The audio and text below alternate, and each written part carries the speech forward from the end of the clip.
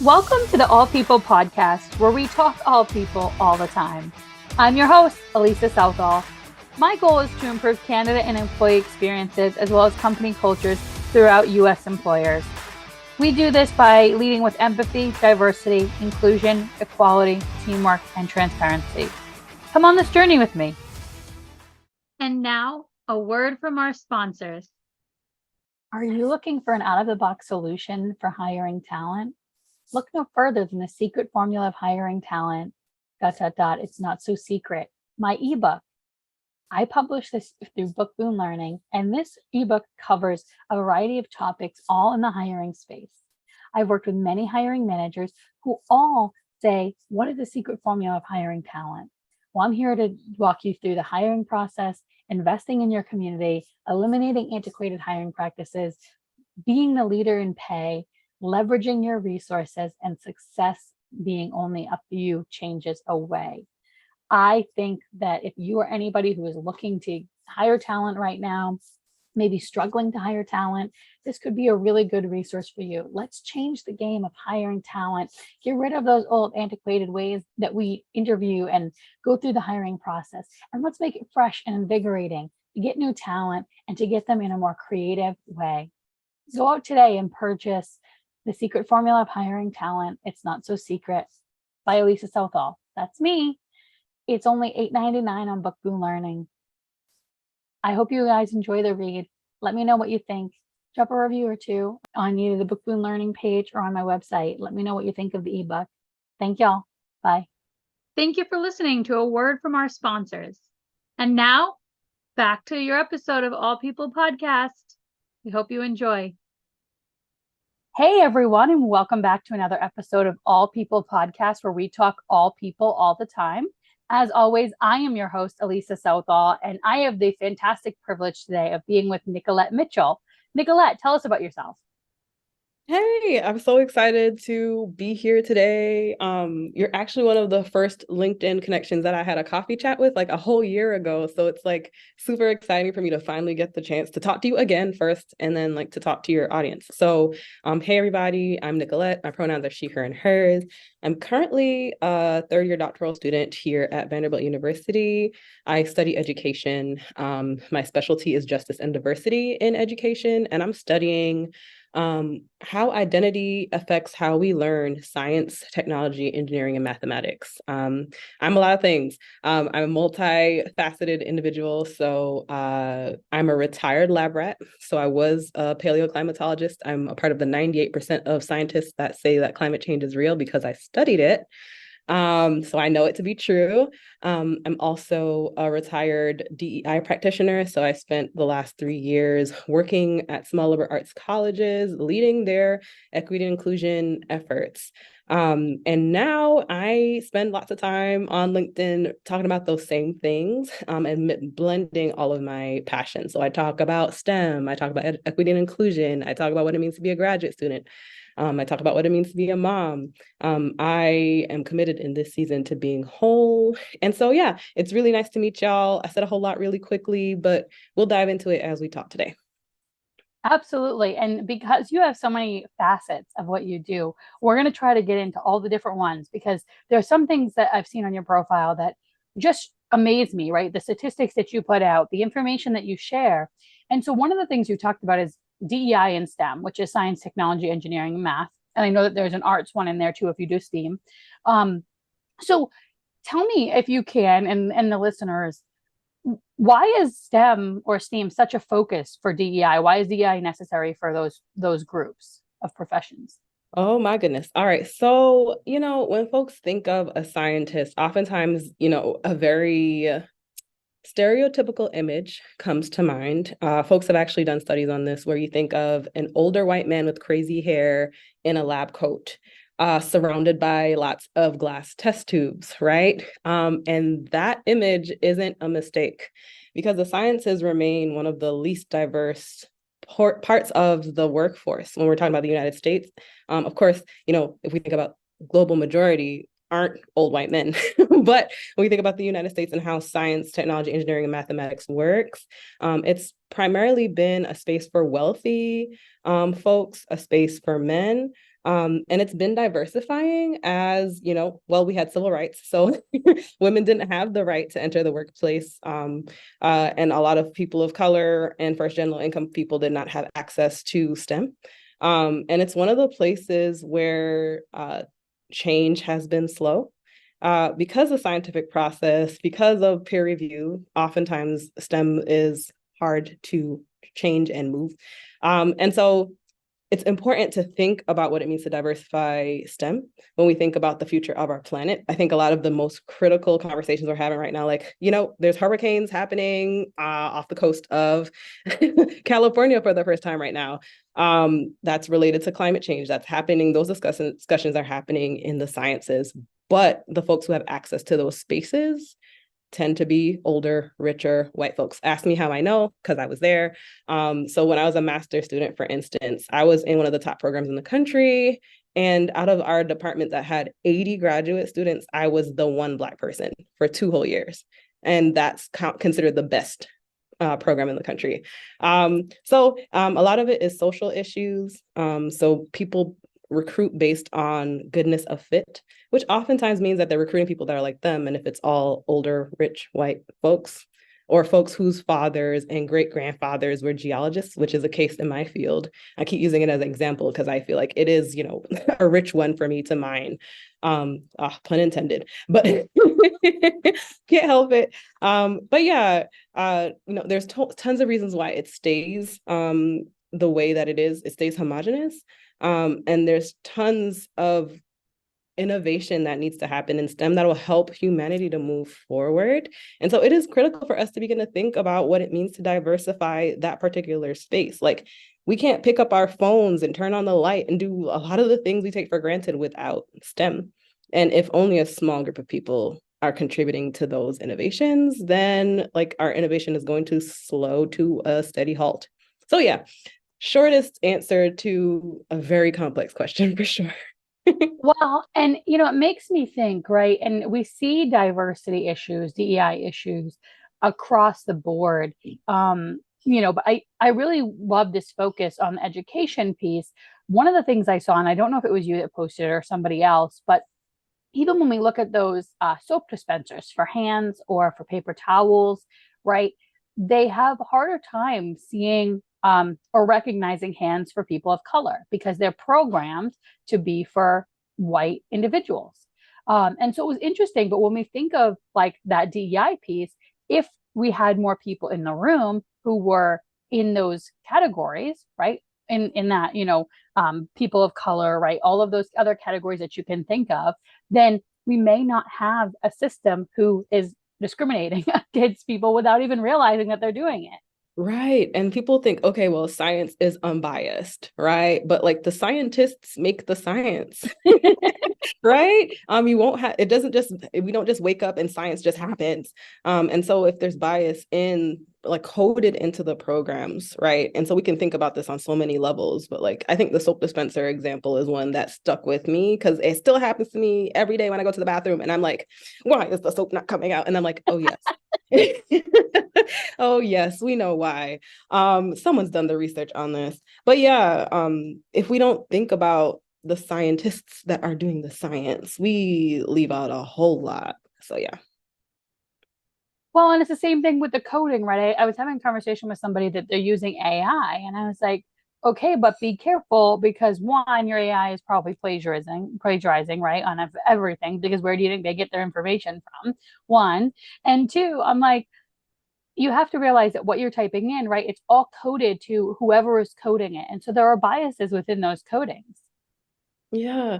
Like it is a two-edged sword, right? Because technology, like so many things are technology. Like even like the first human being who realized that like fire can cook meat and then unlocked the fact that we can like, hey, now we can like save food for longer periods of time. That's technology, right? So it's super helpful. And also just what you're saying, when we think about AI, so much bias can be coded in and then be seen as objective. Like the other day, I was on Chat GPT. I'm nosy, so like I always gotta do my own research, right? And I should have probably posted to LinkedIn about this, but I was just too busy being like, that's interesting. But I asked the AI to like give me some interesting LinkedIn article titles about equity and inclusion. And all of the titles it gave me were negative. Like it was regarding minoritized people, and it was always from a deficit perspective. And I kept having to ask the robot, I'm like, okay, like all of these are deficit oriented. Could you give me some positive stories about, and it was struggling.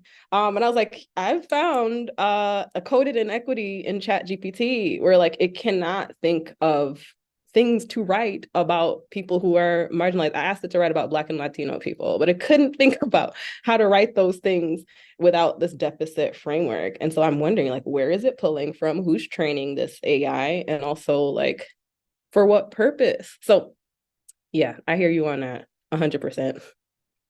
So the fact that you're looking into all of this and talking about it and educating people on it is so important. I mean, even when we think of, and my next question is going to be a really loaded question for you, because I'm going to ask you, what are ways we can do to, or what are things we can do to improve, to create more inclusivity for genders and demographics and, marginalized communities. And one way I can think of is like, they already have it, which is like coding for women, right? Or coding for girls. And they're trying to do that early on. But there's got to be a larger way to say, hey, we need people that have diverse perspectives. Are you talking about like coding in terms of when we think No, about just AI? yeah, just no, just in general. Like, how can we accelerate the dial in terms of the STEM, right? How do we get more DEI? You talked a lot about science and geology, and how do we get them interested and make it a fair playing field? So I think the example I gave you where I was trying to train Chat GPT, right? I was kind of giving it a DEI workshop.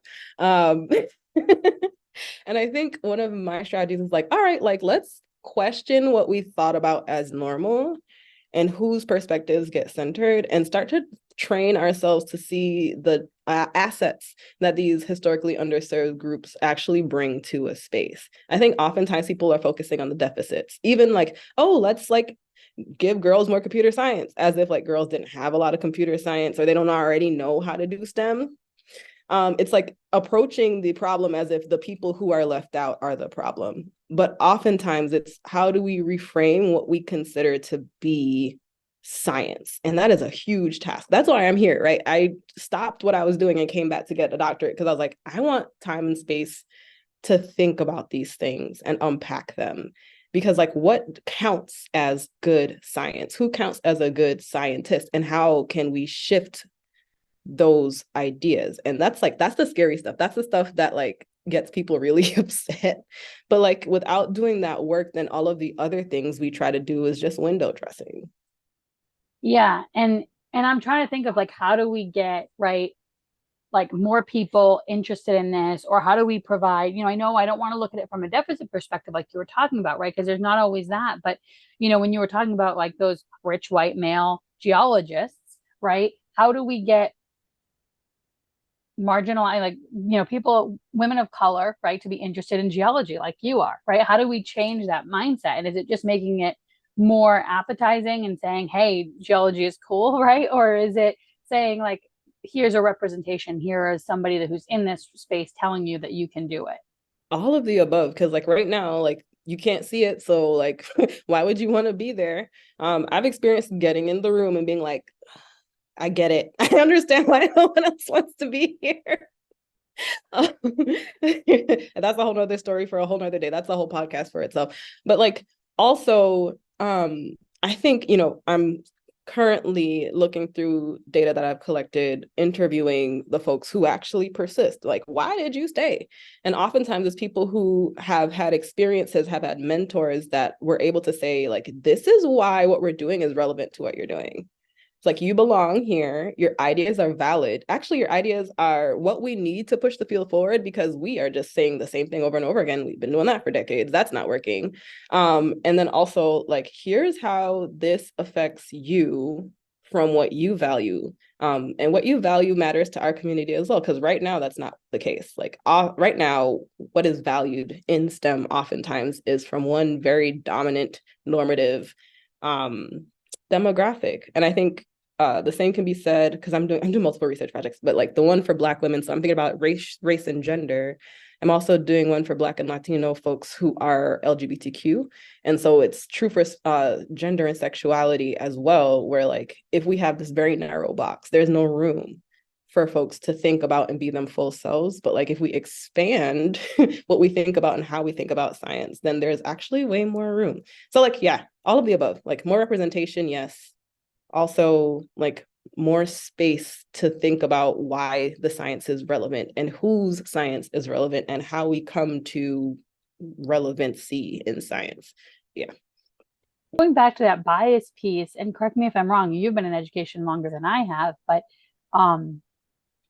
when you're selecting people, right? Because when you have a PhD program, a master's program, those high level science programs, there's a selection process. And just like in hiring, there's biases, right? We have locked in biases that are created even from seeing the resume for the very first time.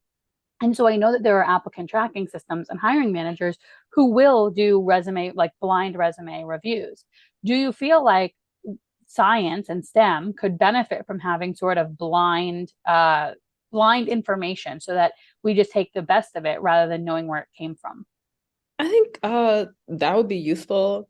I think it would disrupt what is happening right now, which is oftentimes people hire who they know.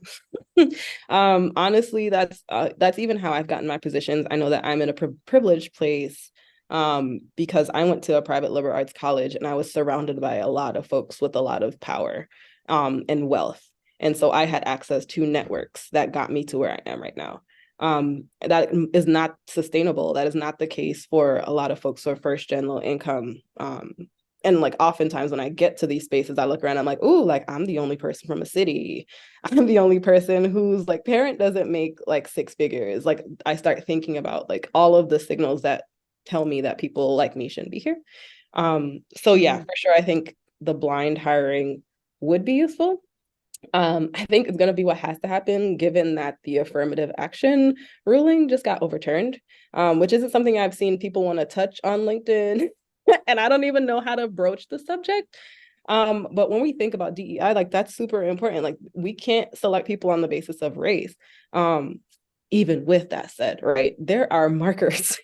People, like even if we try to blind applications, like, okay, if I'm in the Black Student Union, you're gonna know that I'm a Black person. Or if I'm a Pell Grant recipient, like I think there's limitations to the blinding. And I also think that there are merits to having supports and mechanisms specific to the groups that are minoritized. Because I think sometimes when we do for all initiatives, then often for all becomes for the dominant norm in the majority.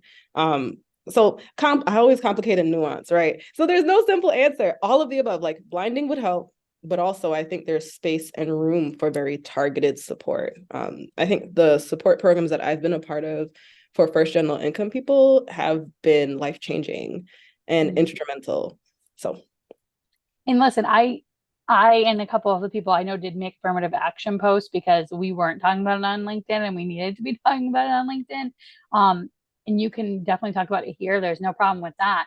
I'm all about creating, bringing attention to things that unfortunately shouldn't have been changed in the first place, or that need to get changed, right?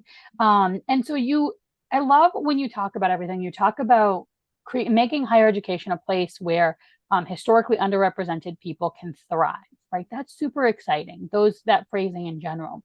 And so we've talked a lot about that, but you also mentioned that you specialize in justice.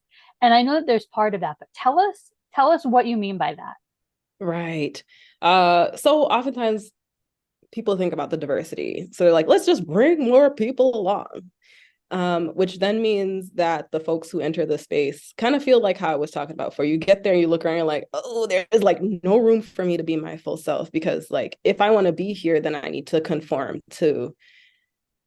If I talk about geology, it's like the Tivas, and I have to like have the right hiking gear. I have to come with the kind of the rock hammer. I have to like drinking beer. Like there's just there's the unspoken norms that center a place. And then like I don't think that that's justice at all. I do not believe that inviting people who've been historically marginalized to spaces that are oppressive and that are closed is justice. I think that is someone in the academy, and I can't remember which scholar right now, but they call it soul murder. Like you bring someone in and then they continue to chip pieces away of themselves in order to fit in. And that's a major cost. I don't feel like people should have to sacrifice their mental health, their culture in order to be in a place. And I think in a lot of institutions, higher education being one of them, that's the norm right now. Yeah, it's a downer. So that's also why I felt focused on the thriving. I think the thriving and the justice go hand in hand for me. Like, justice means being able to show up as myself and be enough and not have to change. I think that justice also means like, yeah, like economic justice. So like having access to resources and not having to search for them and not having to beg for them. Like, they are willingly and freely provided because they're needed. So yeah, I think we could unpack that and again talk for hours, especially on the subject of justice and thriving in the academy. But yeah, I think justice for me is moving beyond just bringing bodies in as the marker and checking the box. But like, okay, what do you do to make sure that that person has access and can achieve what they set out to do? Yeah, and I know when you were talking about sort of those pieces of them chipping away because they're trying to conform so that they are fitting into whatever society belongs.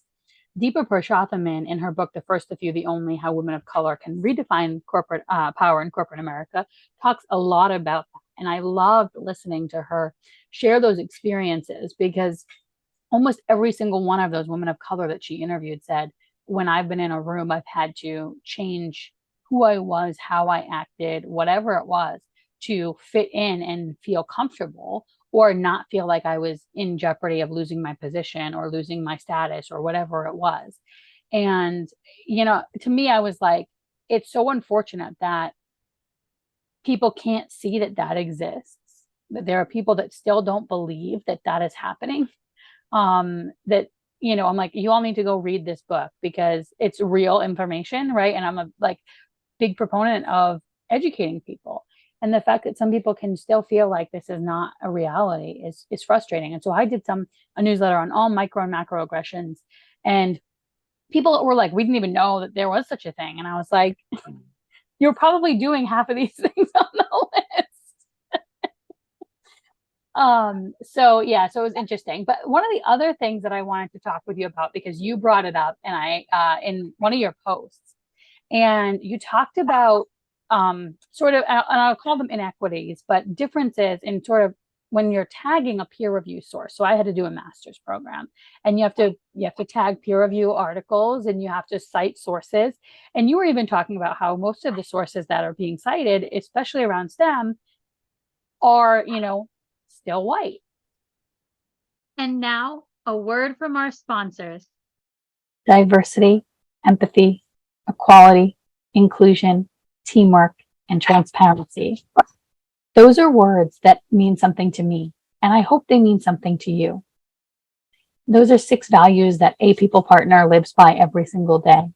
Those are 6 values that I live by every single day, not only as the CEO of A People Partner, but in general.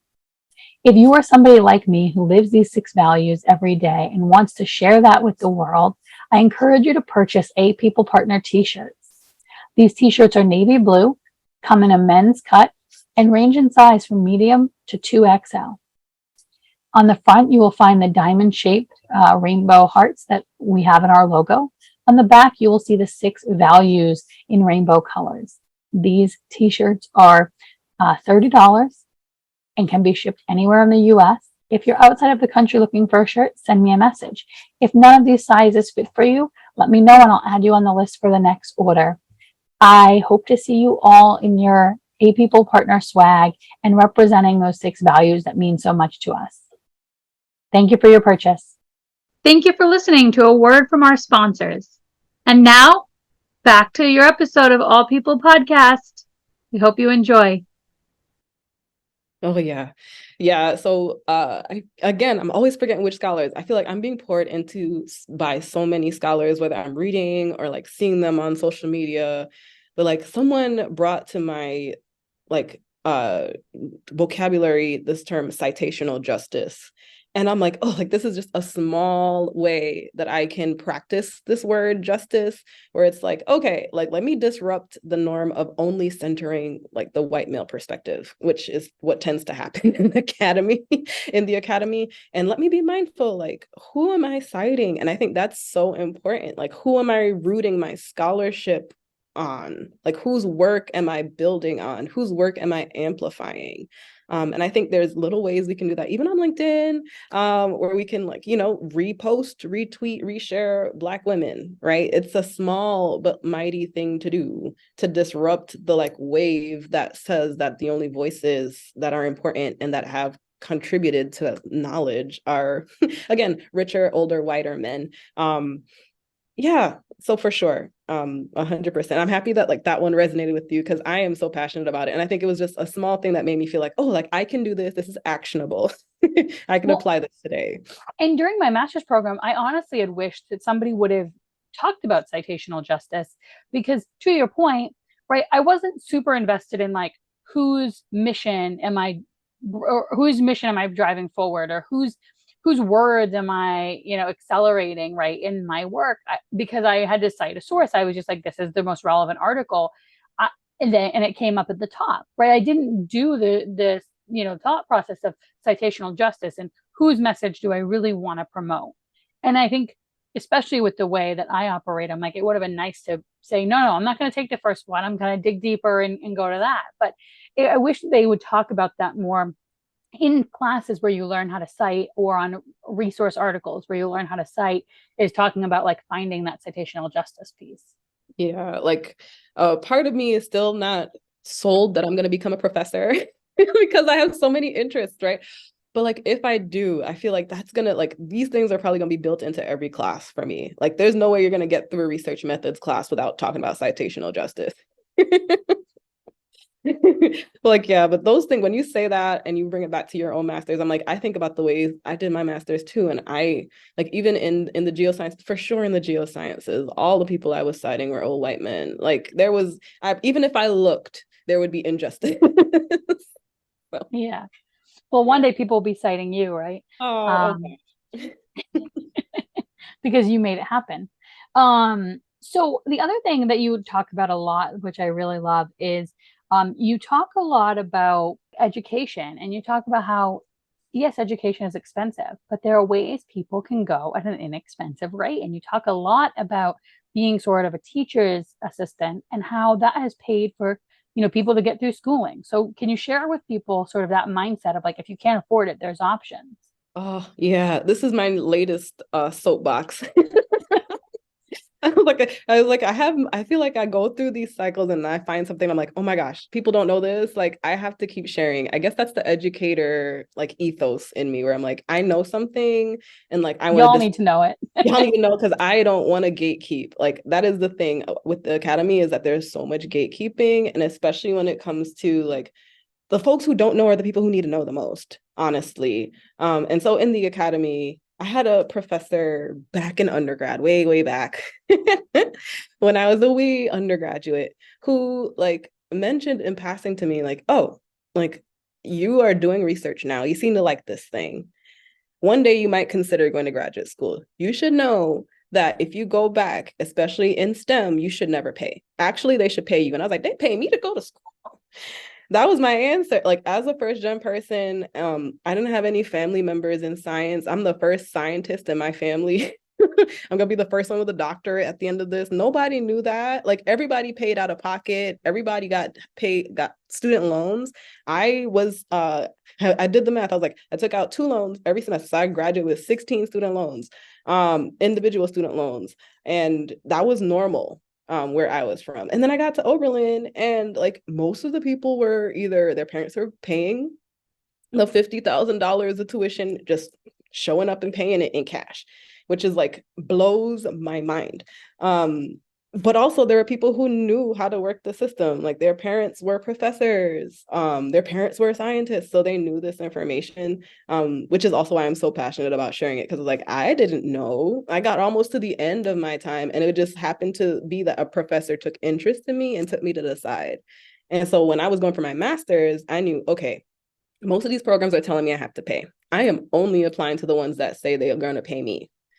I'm going to talk to the people before I get there to ask them if they have funding, and so that they know my face, so that when my application comes up, they'll be a sponsor for me. And I did it again. So that was in geoscience. The second time around, I had way more commitments. So I was pregnant when I applied to grad school the second time. I took my GRE with a newborn. Like, it was a lot. But I did the same thing. I only applied to programs that were offering fee waivers for applications because they're expensive. Like, each application in my field was like $50 to $100. Being first gen, there are fee waivers. Being a woman, being minoritized, depending on what program, there are fee waivers. Some programs even say they don't even need the GRE anymore. So I was doing all that research to make sure that I am going to places that will offer me avenues to not have to pay out of pocket. Especially because I saw an article the other day that was talking about the differences in funding for graduate students. And I was baffled. I need to share this to LinkedIn. I keep saying that. One day, I've been off for so long, but it was comparing like racialized differences in graduate student loans. And it was saying that 80% of Black students who graduate with a doctorate graduate with graduate student loan debt. And the average amount was $90,000. That's almost 6 figures in debt, right? The average white student that has student loan debt only has $45,000. And also only I think 45% of white students have debt. So there's like a racialized difference in who's taking out loans, how big those loans are, what the terms are, and then add that on top of undergraduate loans that most of us have. It is a nightmare, which is why I am out here all the time being like, please tell somebody they shouldn't be paying out of pocket. And please tell somebody that they should be getting paid to go. I don't get paid that much, but it is way better than negative $90,000. Yeah, I mean, if you're getting and that's what you do work, you do a teacher's assistant role, and you're helping out, you're getting probably free access to a lot of things on campus. Um, and honestly, you just get to learn, and that's so cool, especially for you who loves research and loves education. I always joked for me too. I said, I'll go back and get all the degrees somebody wants me to get as long as they pay for it. I'll get a PhD in HR if they have it. I I don't care, but I'll go learn anything and everything. I just don't want to have to accrue all of the things that come with going to school, right? Yeah. But the fact that there's such an inequity between even the debt, it floors me, right? I don't know how, if we're doing financial aid correctly, how there would, without bias, right, which clearly is not happening, but if we're doing financial aid correctly and then creating equal opportunities, right, why is there such a discrepancy? And wow, wouldn't that be a lot to figure out, how there's such a discrepancy? Yeah, my brain, when I saw the numbers, I was like, all right, so there some things have to be true for this to be happening. First of all, a majority of the people who come to get their doctorate are independently wealthy, so they can just pay it out of pocket.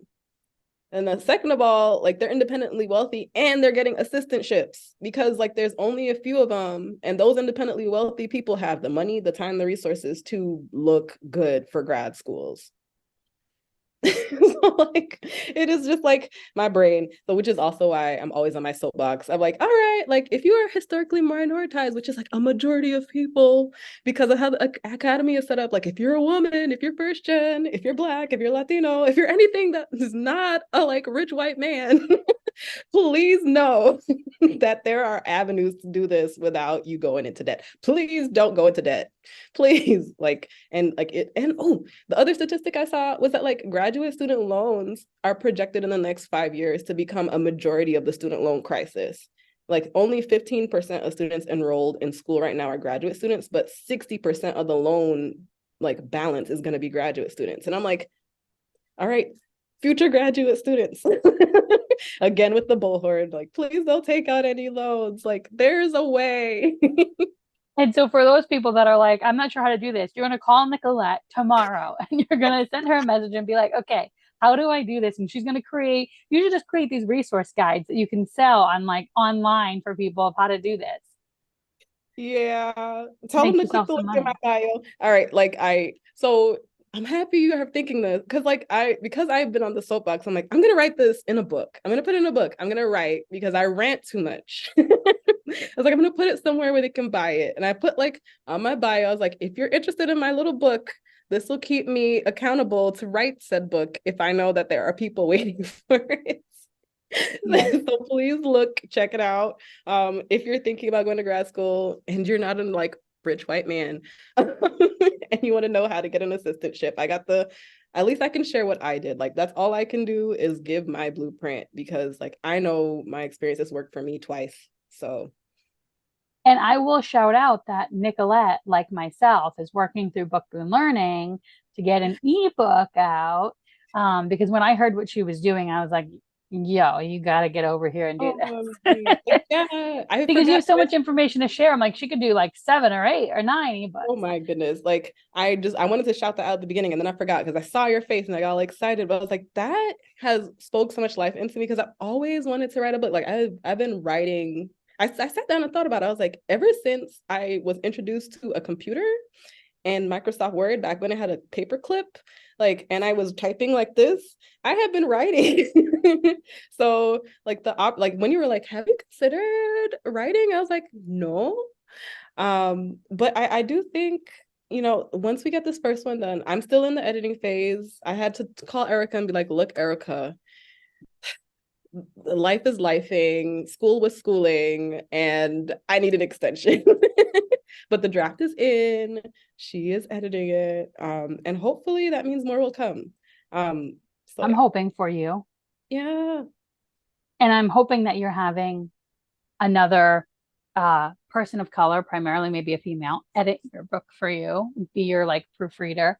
Like that sounds right up her alley. Yeah. Oh, I don't know. Yeah. So for the Book Boon book, I decided to have so I know someone who's been editing. She's like old enough to be my mom, but like she's been editing for decades. And I was like, I don't have many funds. Like I'm a graduate assistant. They don't pay us but 2 pennies.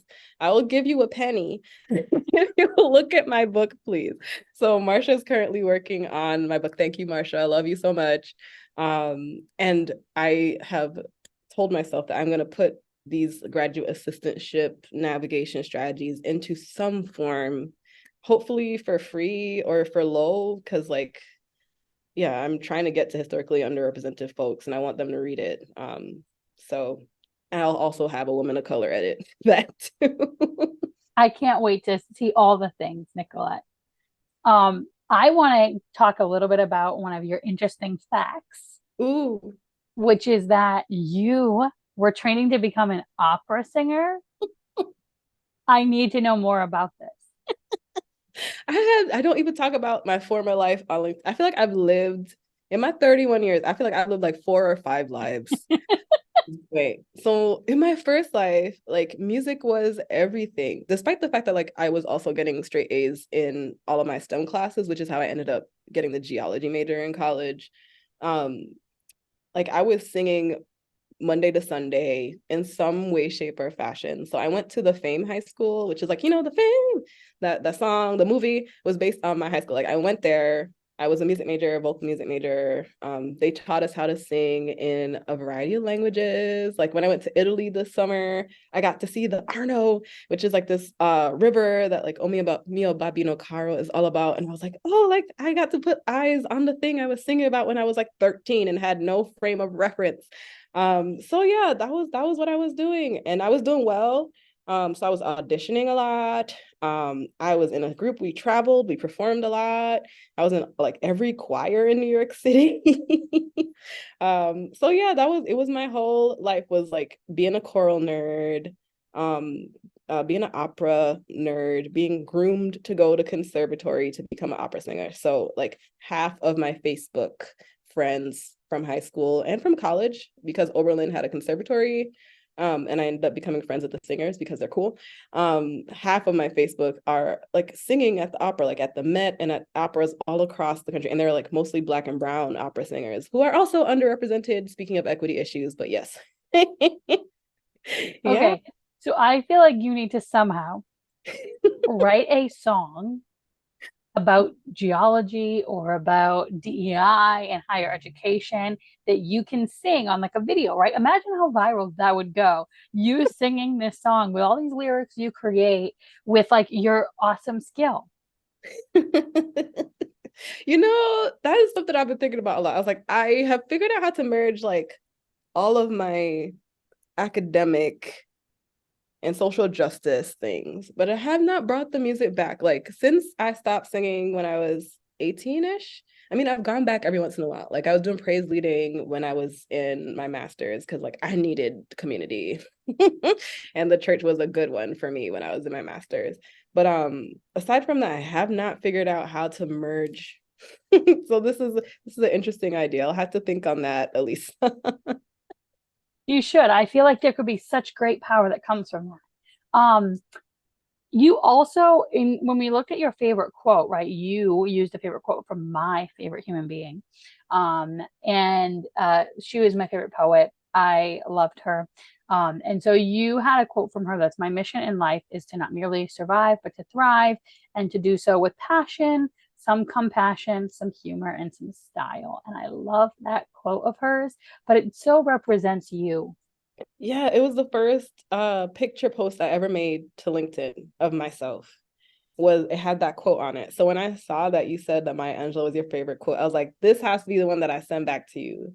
So you know the profile picture where I'm like laughing, like that was the first picture I had shared to LinkedIn with that quote on it before it became my profile picture. So like, yeah, I just felt like it was a full circle moment when I saw that was your favorite quote because I was like, oh, like this was my like dipping my toe into the water of being a part of this community. Same. Yeah, and I love, so Maya Angelou has a poem called Still I Rise, and it's one of my Yes. favorite poems of anybody's ever. Um, but when you had a Maya Angelou quote, I was like, I love when people have the same favorite poet as me. Um, so is there anything else that you would like to share with the community? That we haven't touched upon or anything you want to add or share? Um, I feel like I'm a pretty open book. Find me on LinkedIn. What else can I say? Click the link in my profile, go to my LinkedIn, click follow, click the bell, click the link, go be my accountability so I get this book written. Um, but also I guess like when I think about all of the things we thought about today, yeah, I guess my like one word of advice for the folks tuning in was like strive to create spaces where people can be whole and not have to chip themselves away. Like whether that's like you striving to be in spaces that are in alignment with you or you looking around and realizing that your space is closed off and opening up that space. Like that would be my mission to folks today who are thinking about like what does it mean to think about DEI and STEM, all of those things.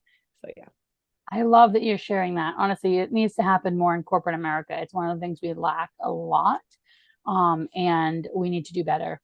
And doing better doesn't necessarily mean you have a box that says, "Hey, we hired all the people that were in marginalized communities." Yeah, great. They get here, and then they're like, "I don't want to be here," because you don't have a culture of justice, a culture of equality, right? And so, to your point, people need to feel like they can bring their whole selves, and that means they bring the stuff that they're dealing with at home. They bring the challenges that they're facing from a social thing that happened in our world, right? Whether it's a situation that we see on TV or one in their hometown, right? We don't know what's going on in people's lives, and we have to just be mindful that everybody is different, and that's okay. Absolutely. So my quote that I like to ask everybody about, as I said, is a Maya Angelou quote, and it's people have. I've learned that people will forget what you said, people will forget what you did, people will never forget how you made them feel. Can you share a time when that was true for you? I feel like this happens a lot. Like as a blossoming qualitative researcher, I oftentimes strive to make sure that when I'm interviewing someone that they feel seen by me. And so like whenever I get to the end of the interview and they're like, oh, that was a good conversation, like that makes my heart pity patter. So that resonates with me, like making sure that like people leave with the feeling, like when they interact with me, like they leave feeling full, like poured into and not like extracted from, especially doing research, right? But then the second thing I think of is when I was two jobs ago, I was taking a Coursera about emotional intelligence, and they asked me to go to some folks who work with me closely and ask them about a time when they felt like I was at my best and why. And they all like brought up this meeting, like that's so insignificant to me. Like It was when I was a fellow and like we had went to meet the dean. It was my first time meeting a dean. Like that didn't mean anything to me, but apparently, like, you know, it's gravitas, so it's supposed to be like buttoned up. But I'm just like being myself as per usual. And the dean is asking some questions. Apparently, the meeting's not going well. And then I chip in. Like the first thing I say, and the dean like perks up and leans in. And so like the whole vibe of the meeting shifts. And we begin to have some progress when we think about what it means to do equity work in STEM at that institution.